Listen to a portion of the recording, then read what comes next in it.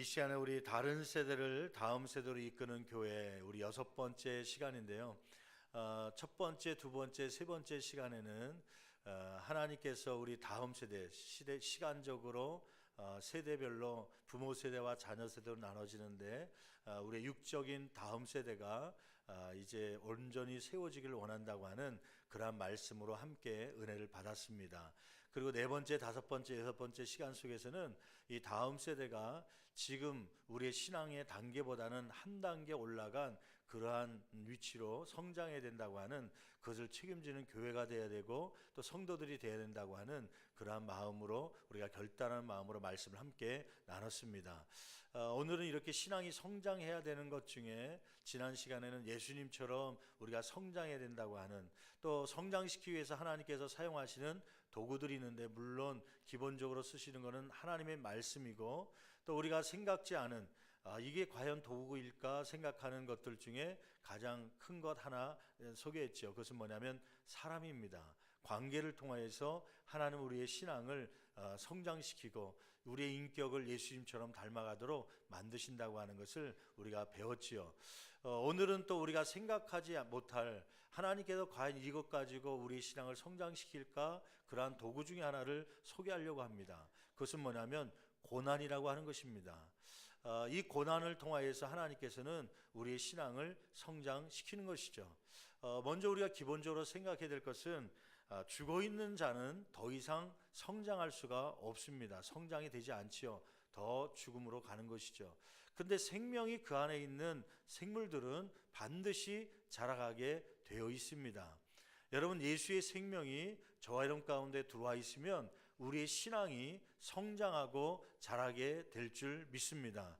만약에 저 사람이 30년 동안 40년 동안 신앙생활을 해왔는데 신앙이 자라지 않는다, 성장하지 않는다, 그 이유는 무엇입니까? 그 안에 예수 그리스도의 생명이 들어가 있지 않기 때문이죠. 여러분, 우리의 신앙이 성장되기를 간절히 축원합니다. 근데 이 성장하는 데 있어서 생물들을 보면 그 성장에 필요한 적당한 환경이 조성돼야 급성장하는 것을 보게 됩니다. 살아있으면 느리더라도 반드시 성장하게 돼 있어요. 그런데 빨리 성장하는 그러한 생물들이 있죠. 그때는 좋은 환경을 만들어 주었기 때문입니다. 열대어들이 간혹 가다가 집안에 어항에 넣어놓고 키울 때 갑자기 죽는 경우가 있어요. 저희도 가끔 요 현관에 열대어들을 데려다가 거기다 이렇게 놀게 하는데, 가끔 가다가 어느 날 한 마리 두 마리씩 둥둥 떠다닐 때가 있습니다. 죽었다는 것이죠. 왜 죽었는가 보니까 온도가 잘 안 맞는 거예요.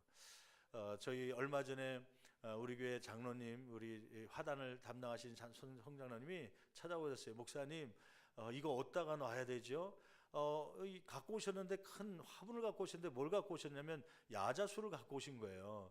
우리나라에서 자라기 힘든 환경식, 우리나라 기후에서는 자라기 힘든 야자수를 갖고 오셨는데 우리 교회에다가 비치했으면 좋겠다고, 또 키웠으면 좋겠다고 해서 너무 크기도 크고 고민이 되기도 하죠.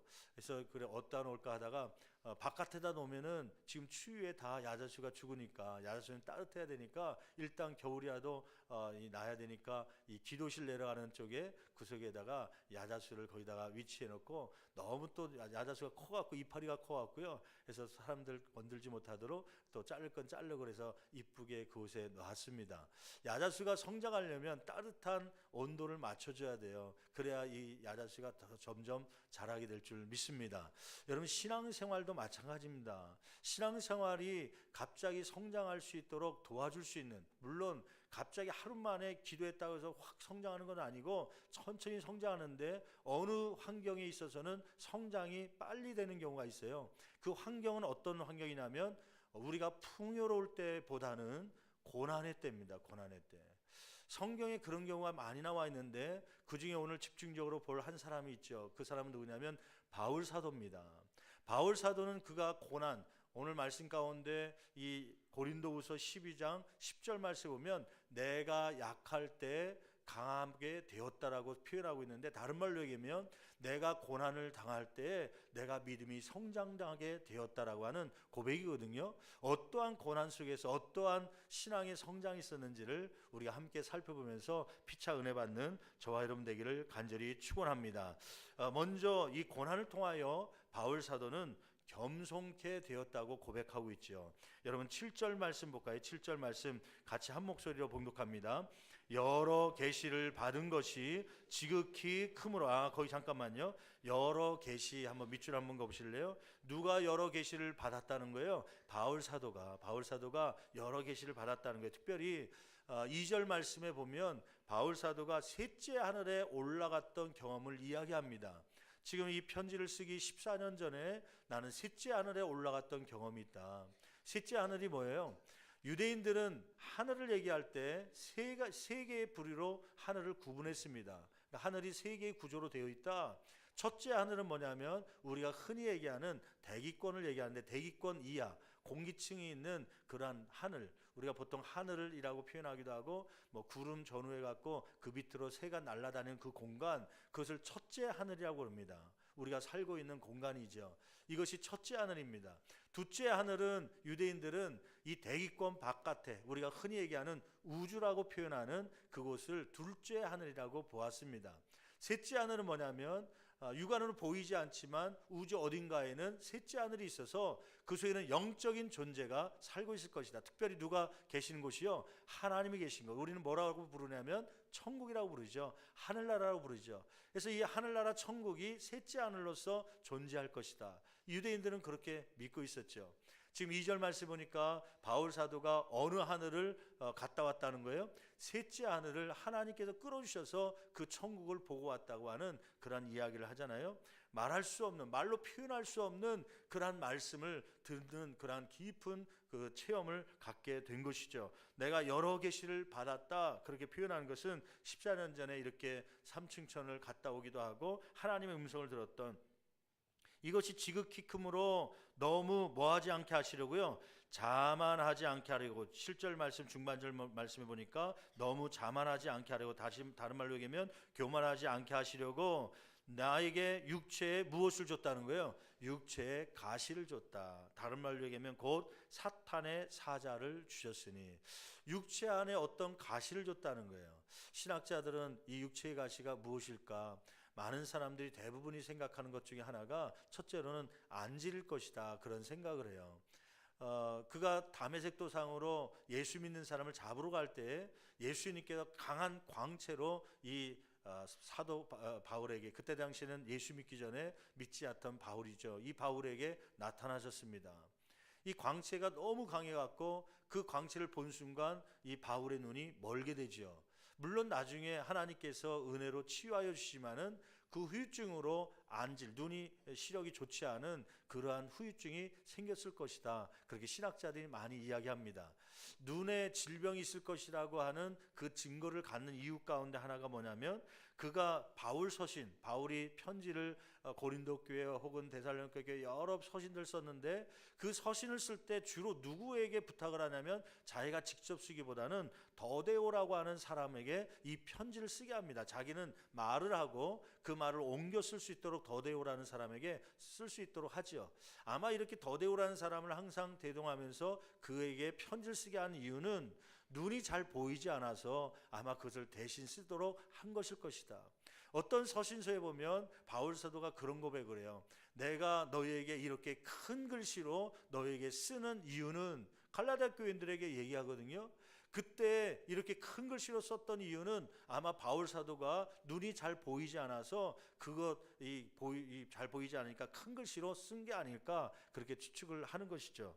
또 갈라디아서 4장 14절 말씀 보면 갈라디아 교인들에게 감사함을 바울 사도가 표현하는데 뭐라고 감사하냐면, 너희가 나를 위하여 눈이라도 빼어줄 만큼 나를 사랑하는 것에 대해서 내가 감사하고 있다. 그러니까 갈라디아 교인들은 바울 사도를 위해서 무엇을 빼주고 싶은 심정이었어요?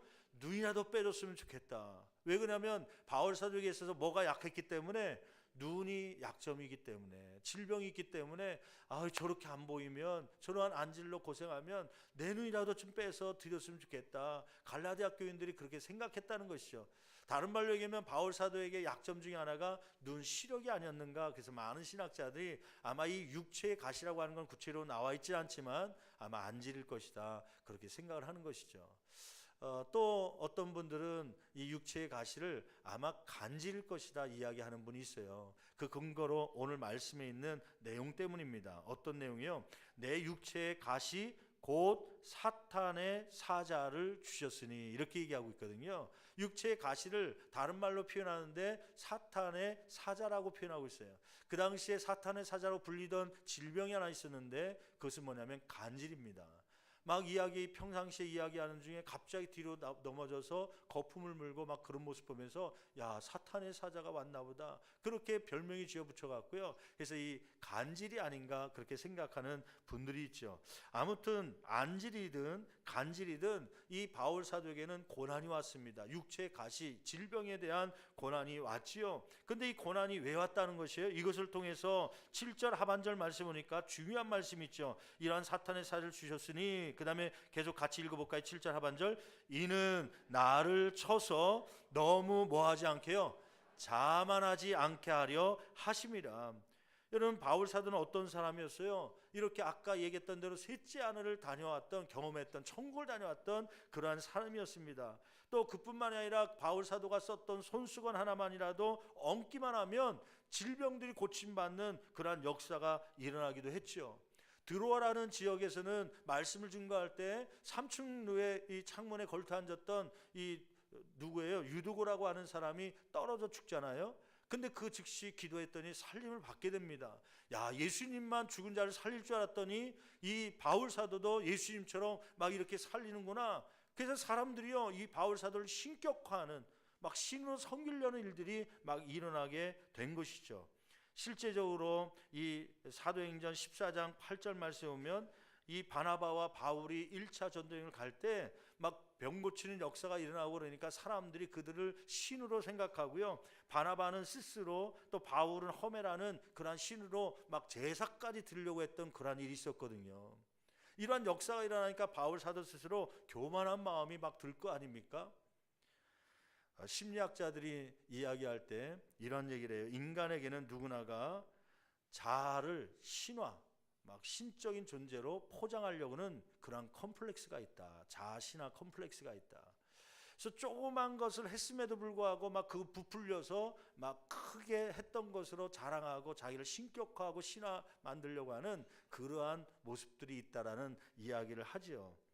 어느 책에 보니까 정신병동에 어떤 환자가 막 환자들 앞에 모아놓고 큰 소리로 얘기하더래요. 나는 예수다 그러면서 소리치더래요.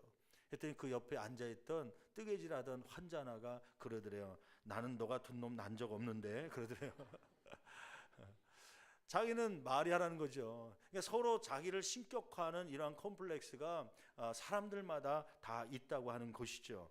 바울에게 육체를 가시를 준 이유는 이렇게 거만하고 또 자만하고 교만할 수 있는 이 바울 사도를 겸손케 하기 위해서요.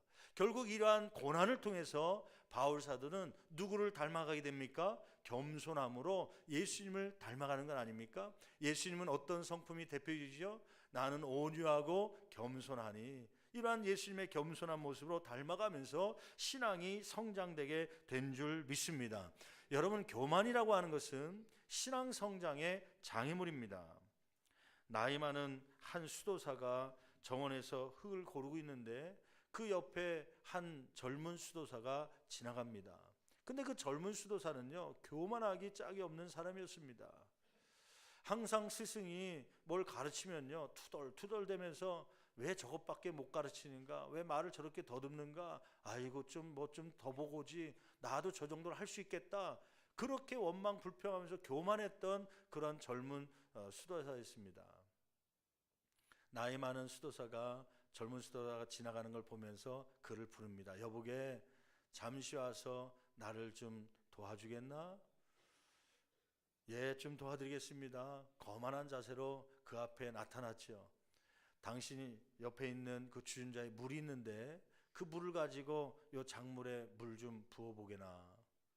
그 흙이 작물을 이제 앞으로 심고 거 갖고 와야 되는데 흙이 물을 부었는데 막 사람들이 밟고 다니고 비가 오고 그냥 굳어져 갖고 아주 단단하게 굳어진 그러한 흙이었습니다. 물을 부니까 물이 흙으로 스며들지 않고 그냥 쪼르륵 흘러서 바깥으로 나가는 것이죠. 물이 이게 스며들지 않고 바깥으로 흐르는데요. 그래, 그러면 저기 있는 망치 좀 갖고 오게나. 망치를 갖다 줬죠. 그랬더니 수도사가 그 망치를 가지고 흙덩이를 두들겨서 다 깨트립니다. 부숩니다. 가루로 만듭니다. 그리고는 다시 한번 젊은 수도사에게 얘기합니다. 여보게, 당신이 아까 갖고 있었던 주전자 그 물 가지고 이 흙에다 부어보게나. 했더니 주전자의 물이 붓는 대로 쑥쑥 안으로 스며들어서 막 들어가는 거예요. 그것을 보면서 이 나이 많은 수도사가 젊은 수도사, 교만한 수도사에게 이야기합니다. 여보게, 이 물이 이렇게 흙 속에 스며 들어가야 이 흙이 이 부드러워져야 씨를 심을 수 있다네. 그리고 거기에 씨를 심으면 이 씨가 싹이 나고 열매를 맺고 아름다운 나무가 될 수 있다네. 그 얘기를 하는데 이 교만했던 젊은 수도가 찔리기 시작했습니다. 무엇과 같냐면 그 흙은 자기 마음처럼 보였기 때문입니다. 내가 너무 교만해갖고 이 스승들이 하는 이야기들을 듣지 못하고 옆으로 흘러내리고 불평원망했던 교만했던 자기 마음을 뉘우치면서 겸손의 모습으로 낮아졌다고 하는 것이죠. 여러분, 신앙이 성장하기 위해서 장애물이 하나 있는데 그것은 교만입니다. 교만입니다. 왜 저것밖에 못하나? 왜 저렇게 할 수밖에 없나? 자꾸 자기의 생각이 들어가기 시작하면 그 교만의 마음에 단단하게 굳어있는 교만 때문에요, 하나님의 은혜가 스며들 수가 없게 되는 것이죠. 여러분, 교만한 마음을 망치로 두들겨서 이렇게 깨트린 흙처럼 하나님의 은혜를 흡수함으로 삶 가운데 열매를 맺을 수 있는, 성장할 수 있는 저와 여러분 되기를 간절히 축원합니다. 두 번째는 이 고난을 통해서 바울 사도가 뭐라고 고백하냐면, 나는 이렇게 성장되었다. 무엇이 성장됐다는 거예요? 이 고난 때문에 철저하게 하나님만을 의지하게 되었습니다. 그렇게 고백하는 것이죠. 여러분, 8절 한번 말씀 볼까요? 8절 말씀 같이 한 목소리로 봉독합니다. 이것이 내게서 떠나가게 하기 위하여. 무엇이 떠나가기 위해서요? 육체의 가시, 이게 어떤 질병인지 모르지만 육체의 질병이 떠나가기 위해서 그는 어떻게 했다는 거예요? 내가 3번 누구에게요? 주 하나님께 간구했다는 것이에요. 기도했다고 하는 것입니다. 하나님만을 의지했다는 것이에요. 여러분, 한번 질문해 볼게요. 바울 사도에게 주치의가 있었습니다. 주치의라는 건 뭐냐면 패밀리 닥터인데, 이 바울 사도가 전도여행 다닐 때 1차 전도여행, 2차 전도여행 막 쫓아다니면서 바울 사도의 건강을 책임졌던 의사라가 있었어요. 누구죠? 누가입니다. 누가라는 의사였습니다. 만약에 안질 질병을 갖고 있었다면 이 안질이 왔을 때 누구에게 부탁을 먼저 했을까요? 의사 누가에게 갔을 거예요. 누가 의사 선생님, 내가 지금 눈이 침침하고 눈이 잘 안 보여서 그러는데 또 자꾸 눈곱이 끼고 그러는데 이거 좀 봐줄 수 있겠습니까? 누가가 의사니까 봐줬겠죠. 눈곱이 끼네요. 지금 질병 있는 것 같은데 약을 처방해 드리겠습니다. 이 선교에 성공해야 되니까 약도 처방해주고 여러 가지 진찰도 했을 거 아닙니까? 근데 먹는 약이 들어요, 안 들어요? 안 듭니다. 안 들어요. 뭐 별의별 약을 처방해주고 또 눈 운동을 해야 된다고 운동도 해보고 여러 가지 해봤겠죠. 근데 의사가 처방한 것이 아무것도 들지 않습니다. 훌륭한 누가라는 의사까지도 고칠 수 없는 질병, 이러한 질병이 오자마자 이 바울 사도는 누구에게 간청하기 시작하냐면, 이제는 사람이 고칠 수 없고 누가 할 수 있다? 하나님께서 할 수밖에 없다. 그래서 그는 하나님께 3번씩이나 하나님께 간청을 하죠. 그 3번이란 말이 딱 1번, 2번, 3번을 했느냐, 아니면 상징 숫자냐, 많이 했다는 그런 표현이냐, 물론 그게 중요한 게 아니라 하나님께 구했다는 것이죠. 아마 3번 뭐 금식, 20일 금식 기도를 하든 40일 금식 기도를 하든 이 질병 고치기 위해서 아마 그런 금식 기도도 했겠죠. 어쩌면 철학 기도도 했겠죠. 어쩌면 작정 기도를 하고 그 시간에 막 계속해서 매일마다 10일 작정 기도를 했든 뭐 했든 이것을 막 열심히 했다는 이야기죠. 누구 말을 의지한 거예요? 이제는 사람이 할 수 없으니 하나님 나를 도와주셔야 됩니다. 하나님만을 의지하게 된 것이죠. 여러분, 이러한 고난을 통해서 사람을 의지했던 것을 끊고 하나님만을 의지할 수 있는 신앙의 성장이 저와 여러분 가운데 있기를 간절히 축원합니다. 바울 사도는 고린도후서 1장 8절 9절 말씀, 고린도후서 1장 8절 9절 말씀에 보면 이렇게 고백하고 있죠. 자기에게 환난이 있었는데 그 환난은 나로 하여금 어떤 유익을 줬는지요. 한번 고린도후서 1장 8절 9절 같이 한 목소리로 봉독합니다. 형제들아, 우리가 아시아에서 당한 환난을 너희가 모르기를 원하지 아니하노니 힘에 겹도록 심한 고난을 당하여 살 소망까지 끊어지고, 아시아에서 어떤 고난인지 우리는 정확하게 알 수 없지만 그 환난은 살 소망까지 끊었다는 거예요. 살 소망까지 끊었다는 건 뭐예요? 죽고 싶은 마음이 든 거예요. 자살하고 싶을 정도로요. 얼마나 고통스러운지 이럴 바에는 차라리 죽었으면 좋겠다. 가끔 이렇게 권사님들 혹은 집사님들 방문해 보면 이제 막 연로하셔서 질병이 와서 숨이 막 가빠져 갖고 도저히 내 힘으로 쉬기 힘든 그 순간을 경험하는 분들을 만날 때가 있습니다. 너무 고통스러워 갖고요. 숨을 쉬어야 되는, 지금 우리가 숨 쉬는 건 얼마나 자유롭게 숨 쉽니까? 숨을 쉬고 싶을 때 쉬고, 나도 생각 안 하고 있어도 막 숨이 저절로 쉬어지는데 어느 순간에 가면, 죽음 앞에 가면요, 숨을 한숨 막 들이고 싶어도 막 숨이 안 넘어가 갖고 막 힘들어하는 분들을 만나요. 막 고통이, 암의 고통이 와 갖고요, 막 시트를 잡아 뜯어서 막 그 정도로 고통을 당하는 분들이 있습니다. 손톱이 빠질 정도로요. 그런 분들 만나면 그분들이 그런 고백을 해요. 목사님, 차라리 하나님께서 나를 데려갔으면 좋겠습니다. 너무 고통스럽습니다. 너무 고통스럽습니다. 그냥 죽고 싶은 심정입니다. 오히려 그게 편할 것 같습니다. 아마 바울 사도가 그러한 입장에 간 것 같아요. 얼마나 고난이 심했냐면 살 소망까지 끊어졌다. 나 죽고 싶다. 그런 얘기할 정도로요. 9절 말씀 보니까 이렇게 기록하고 있죠. 고린도후서 1장 9절 계속 읽어봅니다.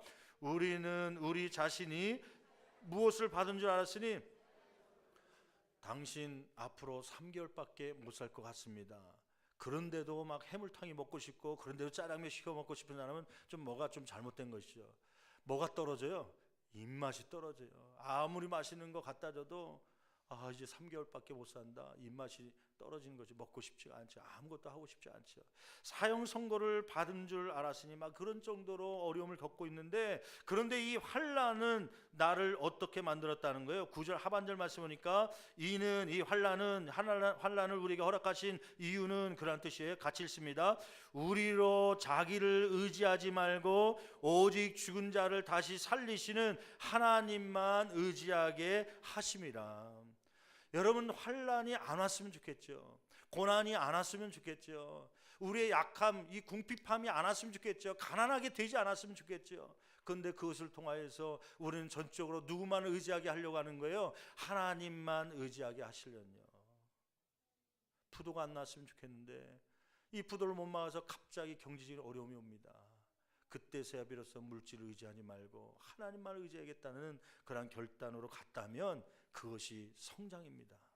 하나님은 때로는 풍요로운 삶을 통하여서 우리를 조금씩 성장하기도 하지만은 때로는 고난을 통해서 우리를 급성장시키려고 하는 그러한 도구를 사용하신다는 것이죠. 여러분, 우리의 삶 가운데서 이러한 고난을 통하여 날마다 주님 앞에 성장됨으로 더 강해질 수 있는 저와 여러분 되기를 간절히 축원합니다. 하나님은 우리가 약해서 사용하지 않는 것이 아닙니다. 하나님께서 우리를 사용하지 않는 이유는 너무 우리가 강한 척하기 때문입니다. 강한 척하는 사람들을 하나님께서는 사용할 수가 없는 것이죠. 혼자라도 할 수 있는 것처럼 강한 척하는 사람요, 하나님은 도울 수가 없는 것입니다. 지난 한 주간 저와 여러분들이 2017년 봄을 맞이해서 층계 대신방을 받았습니다. 한 해를 시작하면서 물론 우리가 1월 달부터 대신방하면 좋겠지만은 1월 달에 우리가 부흥회, 이 신년을 맞이해서 부흥회로 같이 기도하고, 이제 2월 달 돼서 여러분들하고 함께 대신방을 하면서 각 가정 담임 목회자가 다 돌았으면 좋겠지만 인원이 많기 때문에 교육자들 7팀으로 나눠서 각각 맡은 구역들을 또 가정들을 신방을 했습니다. 여러분, 대신방하는 이유가 뭐예요? 여러분이 기도 제목을 드려서 지구장님께, 담임 목사님께 이러한 기도를 부탁드립니다 한 이유가 무엇입니까? 이 기도 제목은 내가 할 수 있는 것이 아니라 누가 도와주시겠다는 고백이에요. 하나님께서 도와주셔야 되는 것입니다. 그리함으로 하나님을 의지하기 위해서 목사님을 모시고 가정 안에 찬양을 부르며 기도하며 말씀을 받으며 이 안에 하나님을 의지하며 가겠습니다. 그러한 결단이 층계 대신방인 줄 믿습니다. 여러분 대신만 한 번 받고 헌금 드리고 뭐 다과 대접한 것으로 끝났다가 아니라 이때부터 하나님 내가 이 한 해를 하나님께 맡깁니다. 하나님 의지합니다. 이러한 성장의 모습들이 저와 여러분 가운데 있기를 간절히 축원합니다. 셋째로 고난을 통하여 바울 사도가 성장되었던 것이 있었습니다. 그것은 뭐냐면 하나님의 음성을 듣게 되었다는 것이에요. 여러분 2절 말씀에 보면 아까 이 바울서가 3층천을 갔다 오기도 한 것뿐만 아니라 9절 오늘 본 말씀 속에 보면 그는 이 고난 가운데 하나님 앞에 3번씩이나 간절히 기도했더니 어떠한 역사가 이루어졌죠? 9절 말씀 같이 한 목소리로 봉독합니다.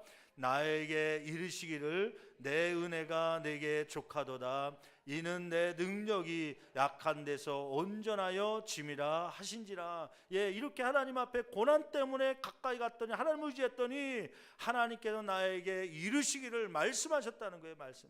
주의 음성을 듣게 된 것입니다. 평상시에 듣지 못했던 하나님의 음성을 고난 가운데 듣게 된 것이죠. 여러분 예레미야서 33장 1절 3절 우리가 잘 알고 있는 말씀 아닙니까? 1절 3절 말씀 보면 예레미야가 억울한 일로 감옥 속에 갇힙니다. 그가 복음을 증거하다가 어떤 복음이냐면 이러한 죄악 가운데 있으면 회개하지 않으면 이 나라는 포로 잡혀갈 수밖에 없습니다. 그러한 이 말을 선포했더니 이 왕이나 신하들이 듣고 이거 그 나라가 아직 망하지도 않았는데 왜 유언비어를 퍼뜨려서 이 국민들을 선동하느냐. 그것 때문에 이 예레미야를 잡아다가 시대뜰 안에, 시대뜰이라는 것은 그 당시에 정치가들, 정치범들을 집어넣는 감옥입니다. 그 안에 갇혀놓습니다. 그런데 그때 그곳에서 예레미야가 하나님께 부르시면서 하나님의 음성이 들리죠. 그래서 예레미야서 33장 2절 말씀에 보면 하나님께서 두 번째 나타나 가라사대 이르시되 그렇게 말씀하고 있습니다. 언제 말씀하신 거예요? 시대 뜰 안에 있을 때, 감옥 가운데 있을 때요. 인생에 어쩌면 제일 밑바닥 생활을 할 때 그 고난이라고 생각하는 억울함 속에 있을 때 그 환난 가운데 하나님께서 그에게 말씀하여 주신 것입니다. 여러분 이러한 은혜가 저와 여러분 가운데 있기를 간절히 축원합니다. 뭐라고 말씀하냐면요. 너는 내게 부르시리라. 그리하면 네가 알지 못하는 큰 일을, 비밀한 일을 내게 보이리라. 여러분 사람의 생각은 어떤 생각이냐면 예레미야, 저와 여러분이 예레미야라면 이 감옥 속에 갇혔습니다. 그러면 어떤 것을 소원하고 있을까요? 하나님 나를 빨리 감옥 속에서 나오게 해주십시오. 그게 아마 예레미야의 소원일지 모릅니다. 그런데 하나님의 소원은 그게 아니었습니다. 하나님은 감옥 속에 빨리 나오는 게 문제가 아니라 이 고난을 통하여 뭐 하기 원하시는 거예요? 너는 내게 부르짖기를 원하신 것이죠. 이 하나님의 마음을 고난 가운데 알게 된 것입니다. 그 음성을 듣게 된 것이죠. 이것이 신앙 성장입니다. 신앙 성장입니다. 평상시에 듣지 못했던 주님의 음성을 깨닫기도 하고 듣지 못했던 음성을 들을 수 있는 그러한 영적 성장이 저와 여러분 가운데 있기를 간절히 축원합니다. 여러분 광야라는 거 우리가 잘 알고 있지 않습니까? 광야라는 뜻은 원어의 뜻이 듣는다라는 뜻을 갖고 있어요. 가나안 땅에 들어가기 위해서는 광야를 거쳐야 됩니다. 그 광야 속에서 무엇을 듣는 것입니까? 하나님의 음성을 듣는 것입니다. 그 광야에는 아무것도 없습니다. 먹을 것도 없습니다. 물질도 없습니다. 물도 없습니다. 그런 광야를 지날 때가 있습니다. 근데 그 속에서 오히려 하나님의 음성을 듣는 것이죠. 때로는 병상중이 그 광야가 될 수 있습니다. 때로는 부도 맞은 후에 경제적인 압박이 그 광야가 될 수 있습니다. 그 광야를 통하여서 여러분 하나님의 음성을 들으며 우리 신앙이 성장되기를 간절히 축원합니다. 광야를 지난 사람들이 있죠. 이 사람들이 나온 작품들은요 많은 사람들에게 읽혀지며 감동을 주기도 하는 것 아닙니까? 미우라 아야코라고 하는 사람은 이러한 13년 동안 병고를 치르면서 그가 소설을 하나 쓰죠. 그것이 바로 우리가 잘 알고 있는 빈점이라고 하는 소설입니다. 잔 버년이라고 하는 사람은 생각지도 않은 옥중에 갇히게 됩니다. 그 속에서 망치도 두들겨 맞으면서 고문을 당하게 되죠. 그 잔 버년이 감옥 속의 고난 가운데 썼던 책이 있습니다. 그것이 뭐냐면 우리 기독교인들이 많이 읽고 있는 철로 역정이라고 하는 그러한 말씀 책이죠. 그러한 책을 통하여 고난을 광야를 거친 그러한 사람들의 작품들을 보면요 막 감동이 나오는 것이죠. 왜냐하면 그 속에서 하나님의 음성을 듣고 하나님의 마음을 읽었기 때문이죠. 여러분, 베토벤이라는 사람이 있습니다. 베토벤 그러면 여러분들 많은 분들이 제 첫 번째 교향곡, 대표적인 교향곡을 뭘로 뽑냐면 운명이란 교향곡을 뽑죠. 꽝꽝 그러면서 맞나 모르겠는데 하여튼 그런 음악이요. 여러분, 이 운명 교향곡은 언제 이 작곡하게 되었냐면은 그가 귀머거리가 되었을 때, 귀가 잘 안 들릴 때, 청각 장애가 왔을 때요. 눈이 이제 악보를 제대로 볼 수 없을 때, 그때서야 비로소 그는 사람들이 건강할 때 듣지 못했던 그러한 음을 듣게 됩니다. 그 광야를 거치면서 가나안으로 가게 되는 것이죠. 여러분, 이 광야 가운데 하나님께 주시는 영감과 하나님께 주시는 귀한 음성을 들으며 우리 신앙이 성장됨으로 하나님 앞에 더 크게 쓰임받는 저와 여러분 되기를 간절히 축원합니다. 여러분, 마태복음 14장에 있는 말씀을 잘 알고 있죠. 마태복음 14장 한번 펴보실까요? 마태복음 14장 말씀에 보면, 먼저 14장 보기 전에 16장 말씀 보죠. 16장 16절 17절은 우리가 많이 암송하고 있는 말씀입니다. 시몬 베드로에게 또 제자들에게 예수님께서 빌립보 가이사랴에 도착했을 때 물어보잖아요. 너 사람들이 나를 누구라 하느냐? 그동안 예수님께서 이 3년 동안 제자들과 함께하고 있는데 이제 예루살렘으로 가면 이제 십자가에 못 박혀 돌아가실 텐데 그동안 가르친 그러한 결과들을 한번 보기를 원한 것이에요. 사람들은 나를 누구라 하느냐? 사람들이 얘기하기를 예수님을 세례 요한이라고 하기도 하고 엘리야라기도 하기도 하고 또 혹은 어떤 사람은 예레미야 혹은 선지자의 하나라고 이야기합니다. 그때 예수님께서 본론으로 들어가는 것이죠. 사람들은 그렇다 치고 제자들, 너희들은 그러면 나를 누구라 하느냐? 그때 성질이 급한 베드로가 번쩍 손을 들고 이야기합니다. 뭐라고 얘기하냐면 16절 말씀이잖아요. 마태복음 16장 16절, 주는 그리스도시요 살아계신 하나님의 아들이십니다. 예수님이 생각지도 않은 그 정답을 얘기한 거예요. 예수님이 생각지도 않은 정답을 얘기하자 너무 기뻤습니다. 그래서 17절 말씀에 보면 예수님께서 뭐라고 얘기하냐면 바요나 시몬아 네가 무엇이 있도다? 복이 있도다. 얼마나 기뻤던지요. 야, 복되다 복되다. 네 대답이 너무 복되다. 평상시에 그렇게 가르쳐도 잘 모르는 것 같았었는데 이 베드로를 통하여서 진짜 예수님은 살아계신 하나님의 아들이심을 이렇게 고백하는 베드로를 보면서 너무 기뻤던 것이에요. 이렇게 베드로가 성장했구나. 근데 여러분, 베드로가 이 주는 그리스도시요 살아계신 하나님의 아들이심을 깨닫게 된 적이 언제인 줄 아십니까? 이 예수님이 기뻐할 만큼의 성장, 신앙 성장이 왔던 순간은요, 오병이어의 기적의 역사 때가 아닙니다. 여러분 한번 바로 앞에 가볼까요? 14장 볼까요? 14장에 보면 14장 13절부터 보면 그 21절까지 말씀해 보면 많은 사람들이 빈들까지 쫓아오죠. 그 빈들까지 쫓아오니까 밥도 못 먹은 사람들, 늦게까지 있는 사람들 향해서 불쌍한 마음이 있어서 먹을 걸 주라 했을 때 이 어린이 아이가 바쳤던 보리떡 5개와 물고기 2마리를 갖고 오죠. 예수님께서 축사하시고 그를 나눠주라 했더니 어떤 역사가 일어났죠? 보리떡 5개와 물고기 2마리로 장정만 몇천 명을요, 5천 명이나 넘는 그러한 사람들 먹이고도 남는 12바구니가 남는 그러한 역사가 일어난 것이죠.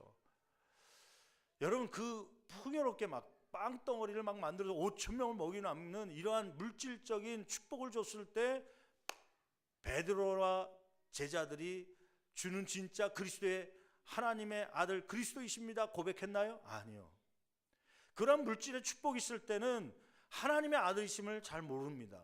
그런데 그 다음에 보세요. 한번 22절 이후에 나와 있는 14장 22절 36절까지 보면은 거기에 예수님께서 오병이어 역사 끝나고 이제 제자들 보내잖아요. 제자들아 너희 길 건너편으로 가라. 그럼 배를 타고 가도록 재촉하시잖아요. 제자들은 예수님은 산에 올라가서 기도하는 동안에 배를 타고 가는 중에 풍랑이 일어서 배가 그만 침몰 직전까지 빠집니다. 그래서 거기 성경에 보면 24절 말씀에 이렇게 기록되고 있죠. 한번 14장 24절 같이 한 목소리로 봉독합니다. 배가 이미 육지에서 술이나 떠나서 바람이 거스림으로 물결로 말미암아 무엇을 당하더라?